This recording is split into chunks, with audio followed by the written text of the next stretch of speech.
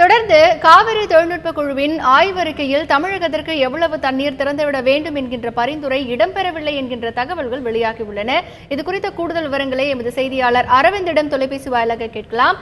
அரவிந்த், சொல்லுங்க, உயர்மட்ட தொழில்நுட்ப குழு தாக்கல் செய்த அறிக்கையில என்னென்ன தகவல்கள் எல்லாம் இருக்கு, இதை பற்றி சொல்லுங்க அரவிந்த்.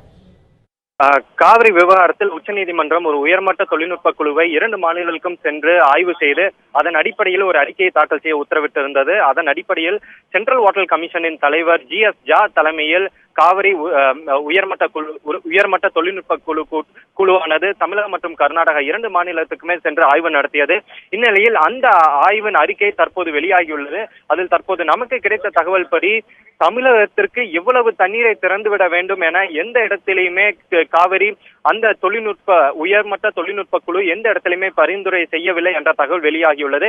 குறிப்பாக அந்த ஆய்வறிக்கையில் தமிழகம் மற்றும் கர்நாடகா 2 மாநில அணைகளில் உள்ள, குறிப்பாக தமிழகத்தை எடுத்துக்கொண்டால் மேட்டூர், பவானிசாகர் மற்றும் அமராவதி ஆகிய அணைகளில் உள்ள நீர் அளவை மட்டுமே கணக்கில் கொண்டும், அதே போல கர்நாடக அணைகளில் உள்ள நீர் அளவை கணக்கில் கொண்டும், அதே போல தமிழகத்தில் வடகிழக்கு பருவமழையானது மிகவும் நல்ல விதத்தில் இருக்கும் என IMD இந்திய வானிலை ஆய்வு மையம் ப்ரெடிக்ஷன், அவங்களோட அந்த ப்ரெடிக்ஷனை கருத்தில் கொண்டு இந்த அறிக்கையை முன்வைத்துள்ளார்கள். அதில் தமிழகத்திற்கு இவ்வளவு தண்ணீரை கர்நாடகா மாநில அரசு திறந்துவிட வேண்டும் என்ற பரிந்துரை அவர்கள் எந்த இடத்திலுமே செய்யவில்லை. அதற்கு பதிலாக வெறும் தற்போதைய நிலவரம் மட்டுமே, தமிழகம் மற்றும் கர்நாடகா அணைகளில் உள்ள தற்போதைய நீர் இருப்பு நிலவரத்தை மட்டுமே அவர்கள் இந்த அறிக்கையில் முக்கிய குறிப்பாக முன்வைத்துள்ளனர்.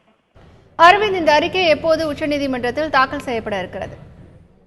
தற்போதுதான் அந்த அறிக்கை வெளியாகியுள்ளது. முதற்கட்டமாக அந்த அறிக்கையின் நகல்களை 4 மாநிலம், அதாவது தமிழ்நாடு, கர்நாடகா, புதுச்சேரி மற்றும் கேரளா ஆகிய 4 மாநிலத்திற்கும் முதலில் கொடுப்பார்கள். ஏனென்றால் உச்சநீதிமன்ற முந்தைய உத்தரவிலேயே இந்த அறிக்கையை உச்சநீதிமன்றத்தில் தாக்கல் செய்வதற்கு முன்னதாக 4 மாநில அரசுகளுக்கும் இந்த அறிக்கையை சமர்ப்பியுங்கள், இந்த அறிக்கையை வழங்குங்கள். ஏனென்றால் அதனை முன்வைத்துதான் அடுத்த கட்ட விசாரணையின் போது 2 மாநிலங்களுமே, குறிப்பாக தமிழ்நாடு மற்றும் கர்நாடகா, காவிரி விவகாரத்தை எடுத்துக்கொண்டால் தமிழகம் மற்றும் கர்நாடகா 2 மாநிலங்களுமே முன்னிருந்து போராடி வருகிறது. எனவே அடுத்த கட்ட விசாரணையின் போது தமிழகம் மற்றும் கர்நாடகா 2 மாநில அரசுகளுமே அந்த அறிக்கையை முன்வைத்து வாதிடுவதற்காக ஏற்பாடு செய்வதற்காக அந்த அறிக்கையின் நகல்களை 4 மாநில அரசுகளுக்குமே முன்னதாக வழங்குங்கள் என உச்சநீதிமன்றம் தெரிவித்துள்ளது.